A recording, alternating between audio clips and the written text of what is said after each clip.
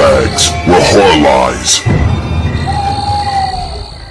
Hey guys, Rob from Georgia here with you, and I'm your Wednesday night reviewer for BodyBags, and this is week 292. It is the beginning of April, and man, where does time go? And tonight I got for you The Man from Deep River from 1972. It is Umberto Lenzi film, and he is most known probably for Nightmare City, Ghost House, Nightmare Beach. Of course, he'll go on to do Cannibal Ferox and Eaten Alive, and I think altogether he had probably 65 films. Unfortunately, he left us in 2017 at the age of 86, and so he is no longer with us, which makes it tragic because, of course, if you know, he was working, at least from a distance, with Tom Savini to remake Nightmare City, which, as far as I know, that project has been and continues to be just dead in the water. But this film, and this is the Shriek Show edition of Man from Deep River. I know this film also has, I believe it has an 88 films release on Blu-ray, as well as RaroVideo here domestically has a nice edition. And but I picked this up at a place called CD Warehouse on the cheap, and probably ought to get an upgrade simply because the DVD skips a little bit, and so I'm not sure. There might have been just a little bit of content that I have missed in the 3 viewings that I've done.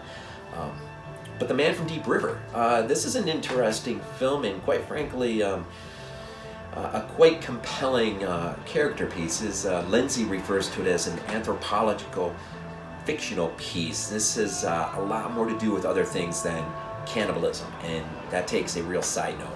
In fact, there's not much of it, other than the threat that there's a warring tribe, that this tribe that we will get used to, emerged into, they deal with, and they are sort of more primitive in terms of their cannibalism, which we only kind of get a little bit of a view. But the story revolves really around John Bradley, who is a British photographer who is in Thailand, and as we catch up to him, he's doing what he loves to do, and that's take film. And he also is a JV guy. He loves to drink, and he loves kickboxing.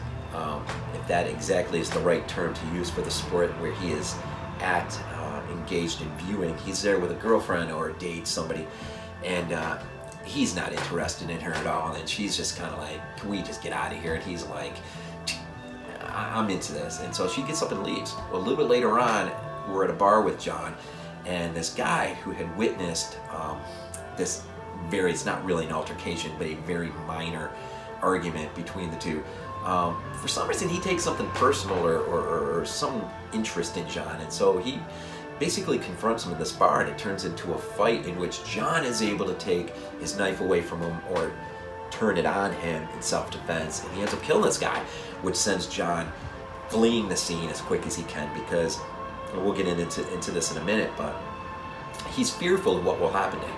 So he heads on out to the river, the location where he probably is headed anyways, and he has a guide, and really he goes up way too far upriver, and against the better judgment of others, and unfortunately this is going to cause him to be captured by a tribe who really has no contact with any outside civilization.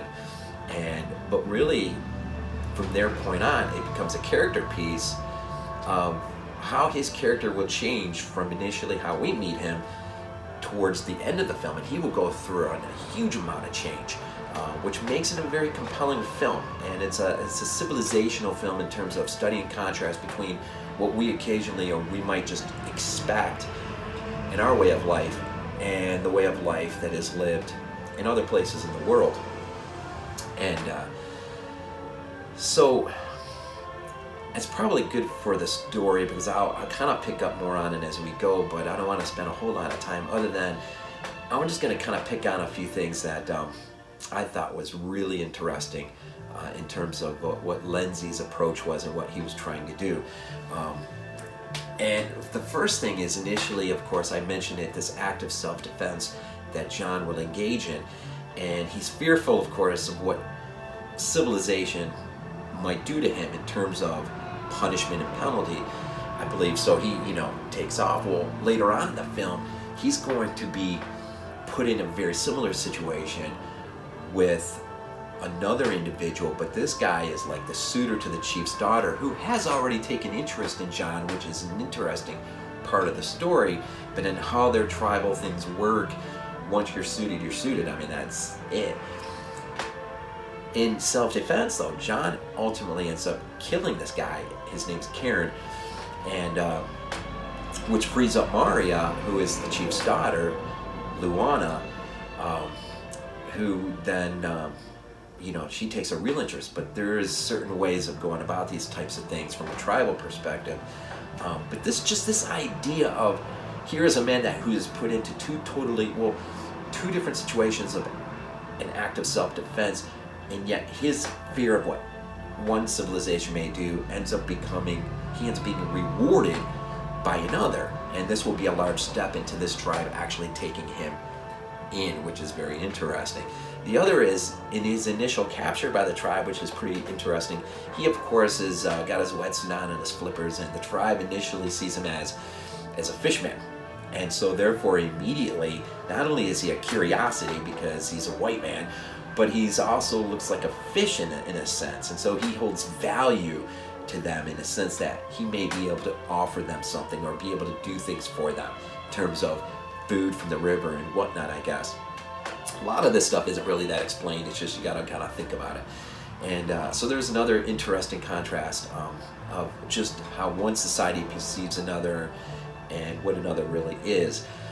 Another is Maria's choice of suitors. Once her main suitor has been killed at the hands of John, the ritual basically is you have a handful of guys who have apparently met the criteria, and while she is in a hut, all they can do is sort of kind of put their hands into a hole and sort of grope her in a kind of a weird way, at least for us maybe, I don't know. And so as the possible suitors are coming in, when John's turn comes in, John takes a totally different approach to this, and how he engages with her is so different, and she just knows that it's him. And so ultimately he wins her as his wife. And so that's just kind of also interesting how he approaches that opportunity is in terms of and against how the others do. And the other main piece, there's an opportunity. John has an opportunity somewhere in the middle of the film. A boy is diphtheria, I believe, is sick, and he's not able to breathe. He's got to perform an emergency trachea, or I can't remember what's that called, but he basically has to make the little incision and then put the little straw in so that the boy can breathe again. Now, this is huge in the film. I mean, really huge, because he intrudes upon the witch doctor who is utilizing whatever magic is at his disposal in order to try to heal the boy. And here comes a man from outside who basically just pushes the witch doctor off and looks to the chief and says, "Let me try to save this kid. He's gonna die." And the chief puts his trust in him, and that creates a major division between the witch doctor, who sees his position in the tribe as threatened now by this outsider, and he will take a real aggressive sort of and he becomes, I think at that point, your real antagonist, because he is your traditional old school guy. He does not want to see change come into the tribe, whereas others seem to be a little bit more open, at least the tribal chief. Also into this mix, you have a governess who, an older lady who cares for the chief's daughter, and she has been was a missionary child, and now they don't really delve into her character at all, but I find that very interesting too, that you have a child of missionaries who would have had some time with the tribe. Now, I don't know if that, I can't remember if they say what happens to her parents or not, but she's left there to be brought up by the tribe. Now that is interesting, because I just thought about that, is you have this other tribe, a warring tribe, who they're continually at war at, and they are much more primitive in terms of their cannibalism and other things that they're into. Whereas I wonder now if the missionary family had any effect on this tribe. not like, civilizationally changing them from inside out, but maybe had somewhat of an impact in terms of them starting to let certain things go a little bit, which is antagonistically, bent towards other tribes more in the interior that are holding on to these traditional beliefs. So I just thought that's kind of an interesting piece.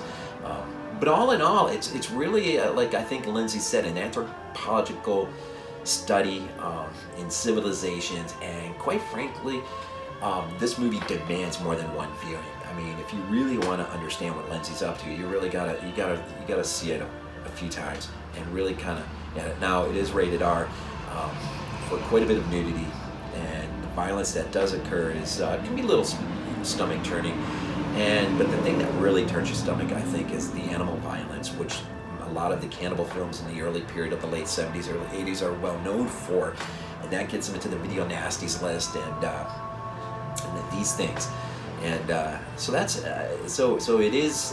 I wouldn't necessarily say this is a movie that you ought to jump at, but in terms of if you're ever curious about a cannibal film or cannibal genre in general, and you want to just take a look at something that's pretty light, comparably speaking, to others that will come down the line, this is probably a pretty safe spot if you can get past some of the things that are on the exterior. But underneath, as I've said, there's a lot going on here, and it is a very compelling character piece. And I find John Bradley is written as a character quite compelling, and the choices that he ultimately makes throughout the film and where it lands him. Now, I will just say this too, without giving much away, in terms of the plot. The witch doctor, I do believe, is the main antagonist, and where you have some symbolism in effect in terms of the fate that will befall both John and his wife Moria, who he takes, and they have a baby together.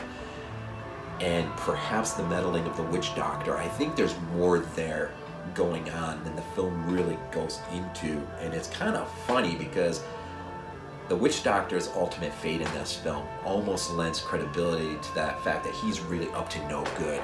Like I said, he's very threatened and by John's presence there. And so really, this is an interesting film. It's got a lot to think about. In fact, probably more than a short video, it lends itself to being talked about on a podcast at greater length by multiple viewers. But anyway, so The Man from Deep River, Umberto Lenzi.